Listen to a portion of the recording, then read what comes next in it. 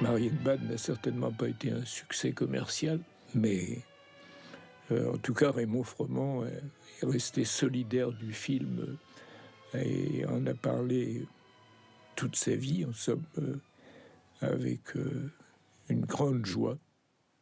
Il a eu cette idée avec son ami Courreau de me demander de travailler avec Alain Robbe-Grillet, qui était un écrivain que je connaissais évidemment par la presse, mais dont je n'avais jamais lu un livre, j'ai envie de dire même une ligne. Et quand, avec son ami Courreau, ils m'ont fait cette proposition, ça m'a un petit peu déconcerté.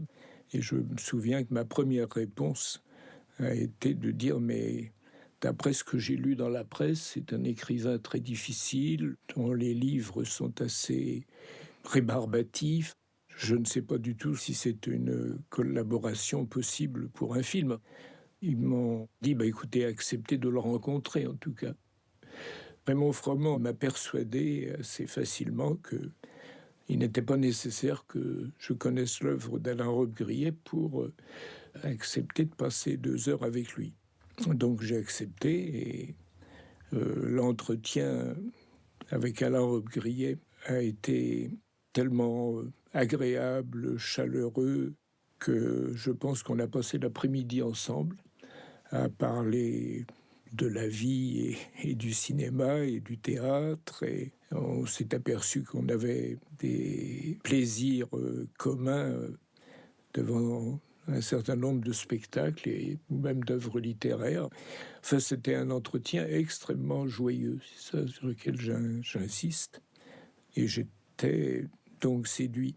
Alors j'ai accepté, enfin, ça va de soi, de le revoir dans une semaine, parce que je ne lui ai pas caché que je n'avais rien lu de lui, pour que je lise les 4 livres qui avaient été publiés. Et j'ai été aussi séduit par les livres et par cette lecture que par la personne d'Alain Robbe-Grillet. Et quand on s'est retrouvé une semaine plus tard, c'était un lecteur tout à fait conquis grâce à toutes les émotions que la lecture de ces 4 livres avait provoqué chez moi.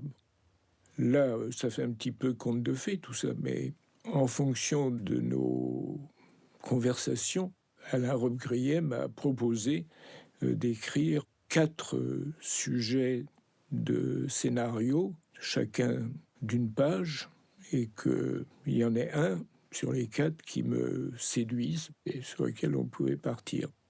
Une semaine plus tard, Alain Robbe-Grillet m'a donné en effet 4 sujets, et là j'ai mis peut-être quand même 24 heures avant de me décider, parce que les 4 pages permettaient de faire en effet 4 films, et c'était assez difficile de savoir quel était le plus attractif, le plus séduisant. Je me suis arrêté sur l'année dernière. À Marienbad, c'est venu plus tard. Et en moins de 2 mois, en tout cas, j'avais un scénario complet, extrêmement détaillé. Il y avait même une chose peu fréquente, qui était que la page de gauche comportait tous les effets sonores, même les visuels souvent, et la page de droite, les dialogues et des didascalies succinctes, disons. Quand le scénario était fini, j'ai fait l'opération habituelle de faire un découpage, qui avait d'ailleurs peu de différence avec celui que me proposait Alain Robbe-Grillet. Et pendant des semaines, cette scène s'est répétée, mais elle est devenue de plus en plus émouvante à mesure qu'on avançait dans le film. Je veux dire, Raymond Froment était heureux pendant l'écriture, mais à partir du moment où on est passé au tournage, je le trouvais le matin en arrivant au bureau en train de relire le découpage et il me disait « Ah, Alain, comme ça me fait plaisir de tourner un film pareil, enfin, c'est vraiment une aventure et chaque jour j'attends de voir les rushs avec plus de plaisir, parce que c'est comme si je lisais un feuilleton dans un quotidien, et de ne pas être en train de faire un film habituel, enfin, où on peut être content, mais on n'a pas de surprise. Là, il y a quand même un élément aventureux qui me comble de bonheur. Bon, alors vous devinez, pour un metteur en scène qui redoute toujours plutôt il serait peut-être mieux si vous faisiez ça plutôt que ça, ou enfin qui discute les scènes à faire. Généralement, ça va coûter trop cher, ou des choses de ce genre. Enfin, ce qui me paraît tout à fait naturel. Là, de trouver quelqu'un qui faisait ses observations, je veux dire, ça n'était pas passif, c'était pas qu'il acceptait ce qu'avait écrit, j'allais dire l'autre Alain, enfin Robbe-Grillet. C'était simplement le plaisir qu'il avait à réaliser le film que... Est-ce que les deux Alain avaient le même film en tête? Ça, on pourra discuter de ça un jour, mais en tout cas, c'était un trio, pour ne pas dire un quatuor, parce que je ne veux pas effacer Corot, qui aimait beaucoup aussi ce qu'écrivait Robbe-Grillet. Mais enfin, c'était un trio qui fonctionnait dans le plaisir. Je ne vois pas quel défaut ou quel reproche on pourrait faire à un homme comme Raymond Froment. Par exemple, si je fais un gros saut dans le temps, il y a un autre exemple, c'était le dernier jour de tournage, et j'avais fait un plan dont je n'étais pas satisfait, même en le tournant 10 fois. Enfin bon, j'étais donc assez sombre, puisque c'était le dernier jour de studio. Et à la fin de la journée, Raymond Froment a dit « Bon, ben là, vous n'êtes pas content, et ben on tourne un jour de plus ». Et évidemment, le directeur de production, qui n'avait pas tort non plus, m'a dit « Écoutez, juste pour un plan, un jour de plus de tournage, c'est quand même une décision considérable, parce que un jour de studio de plus, c'est énorme comme conséquence. » Et Raymond Froment avait eu cette réponse décisive, on peut dire. « Écoutez, Michel Choquet, c'était le nom du directeur de production. Pour l'instant, c'est très douloureux de faire un jour de plus, mais pensez à la douleur qu'on va avoir quand dans 1 an, dans 2 ans ou plus, il faudra qu'on revoie ce film, et qu'à chaque fois que ce plan passe, on ait le regret de ne pas avoir fait une prise de plus. » Heureusement, la vertu est récompensée, on va dire. J'ai trouvé dans la nuit une solution de montage, et on a pu se passer de cette journée supplémentaire sans dommage pour le film. Mais ça montre en effet un producteur qui m'aurait dit « Alain, il n'est pas question, c'est fini, c'est fini », je me serais peut-être bloqué. Le fait de la proposition de Raymond Froment a fait que ça m'a permis, dans la détente, de prendre la décision avec plus de calme et de, on va dire, créativité, pour employer un mot prétentieux.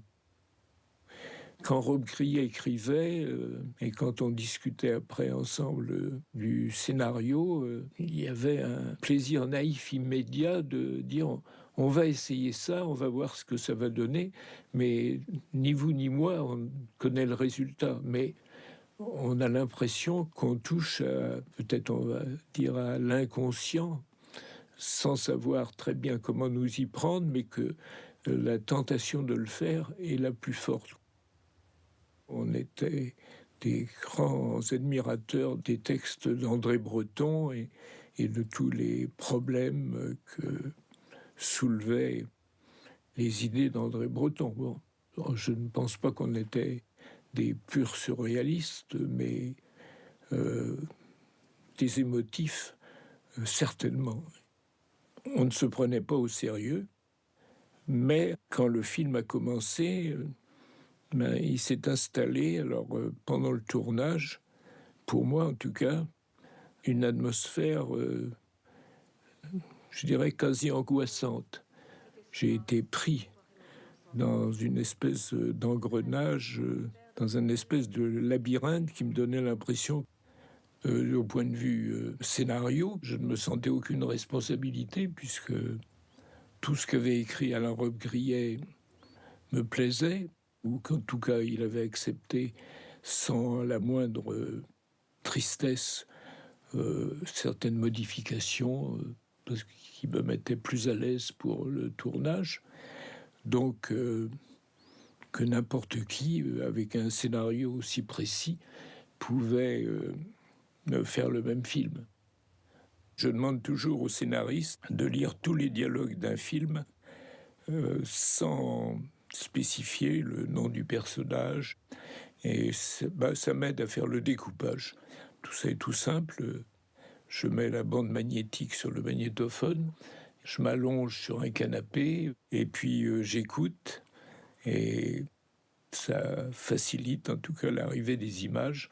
Et après, c'est beaucoup plus commode en me souvenant de ça, pour faire un découpage technique rapide, oui, parce que j'essaie toujours de ne jamais dépasser 5 jours de travail là-dessus.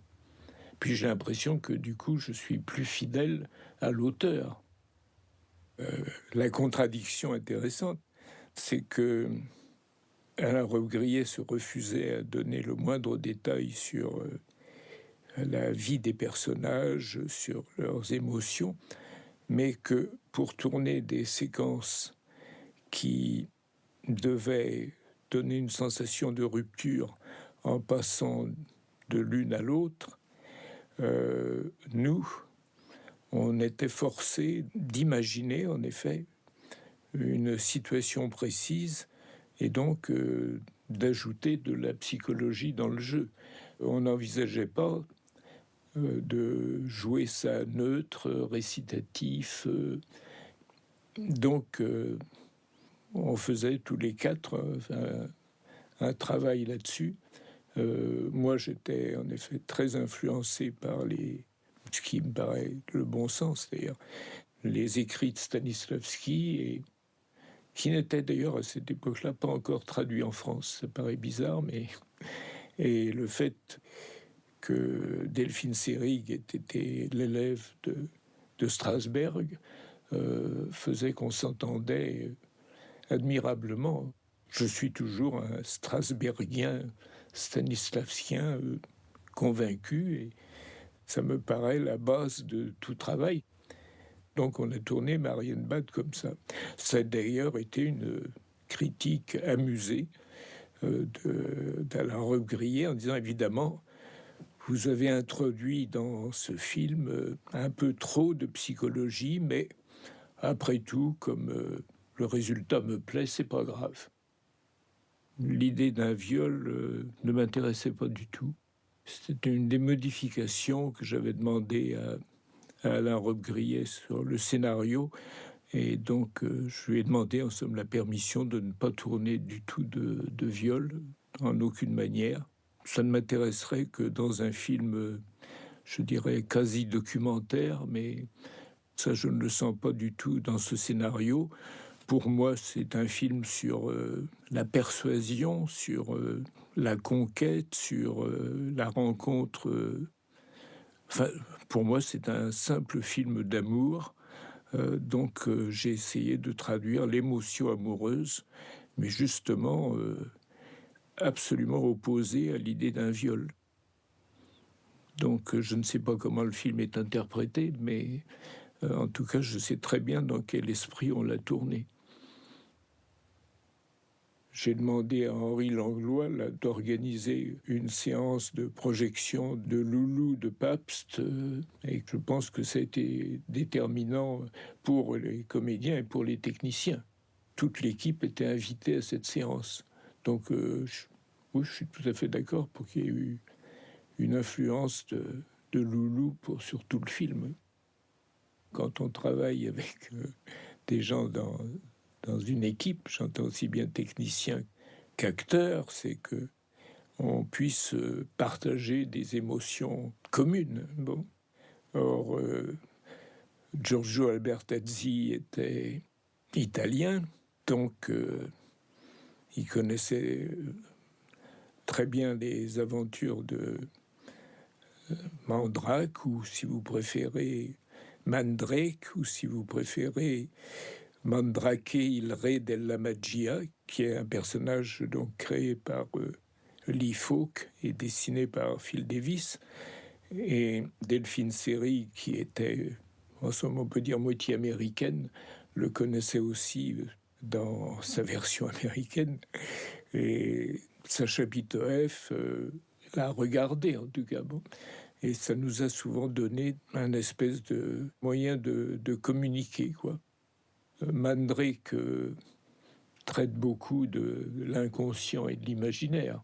On peut imaginer que l'inconscient de notre cerveau est le même pour tous les terriens. Bon. Et que c'est peut-être ça qu'on était en train de reproduire sans avoir le matériel scientifique pour l'analyser.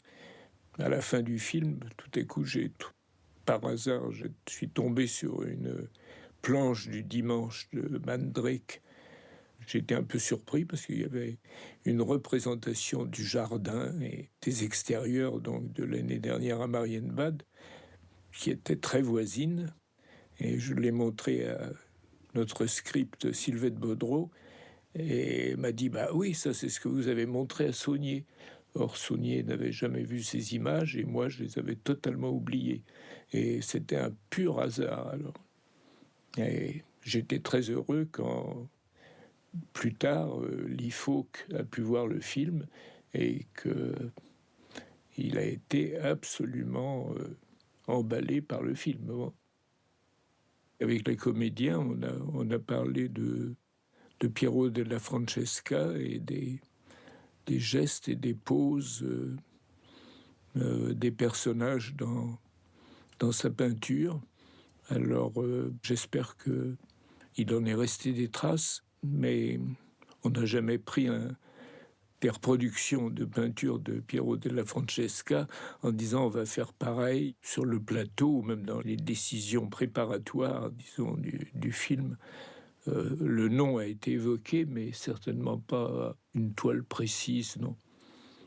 Mais il y avait ce silence particulier que je sens dans la peinture de Piero della Francesca, et dont on a dû évoquer ça avec les comédiens, oui, c'est normal. Alors si on cherche un film qui aurait pu avoir une influence, ce serait Vertigo, parce que Rob Grillet et moi, on l'aimait, et les trois acteurs l'aimaient aussi, bon. Mais on n'a pas essayé de reprendre un plan et de le refaire, non. Si on aperçoit la silhouette d'Hitchcock dans le film, bon, c'est un peu un titre d'hommage ou de clin d'œil amical, je sais pas, enfin, d'essayer de dire si un jour Hitchcock voyait le film, on vous aime, quoi. C'est plus simple que ça, oui.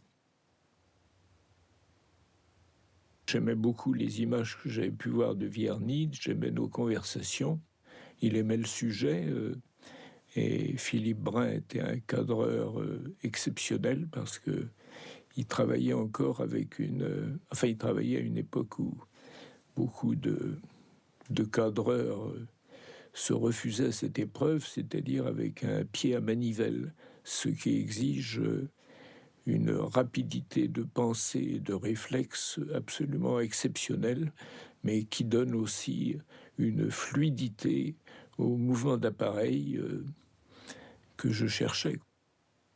En 1960, le scope en France n'était pas très utilisé à ma connaissance. J'avais envie qu'il y ait une étrangeté un petit peu dans les cadrages, et que je me sentais plus à l'aise avec le scope, oui.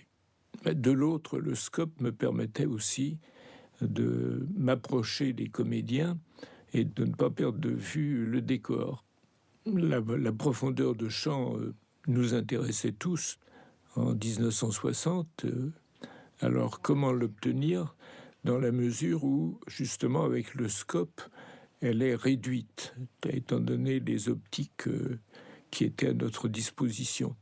Donc il a fallu fabriquer des lentilles qui, si je ne me trompe, étaient en effet coupées et qu'on disposait devant l'appareil de manière à obtenir le point des premiers plans et des fonds en les séparant par des zones de flou intermédiaires.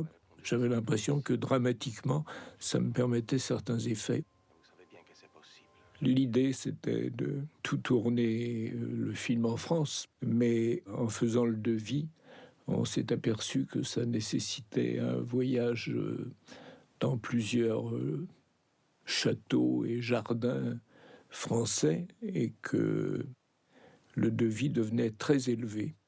Tandis que en allant à Munich, on trouvait quand même à la fois des intérieurs réels et des extérieurs dans un rayon d'une quinzaine de kilomètres et que donc ça économisait beaucoup d'argent. Donc c'était la seule solution. Mais en effet, jamais, ni Rob Grillet ni moi, on n'avait pensé à évoquer l'Allemagne ou les châteaux allemands ou les châteaux de Bavière pendant l'écriture ni le découpage. C'est venu uniquement pour des raisons financières.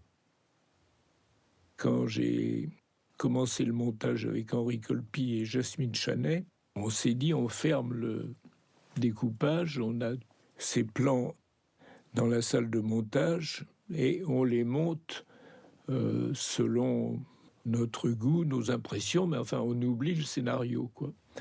Et on est retombé tout de suite sur la construction originelle, ce qui nous a d'ailleurs fait plaisir parce que ça montrait que c'était pas un jeu gratuit. Sans ça, on aurait pu trouver d'autres solutions. On pouvait dire que cette intrigue pouvait se raconter de 50 manières différentes. Non, pas du tout. Et c'est là où c'est drôle, parce que la première impression, c'est que n'importe quel plan peut suivre n'importe quel autre, puisqu'il n'y a pas de chronologie dans l'intrigue. Non, je suis sûr que quelqu'un qui se donnerait le mal de faire une étude du film découvrirait que on respectait tout à fait des lois de construction dramatique qui étaient les mêmes, disons, des Grecs à nos jours, quoi. Enfin, c'est mon hypothèse, en tout cas.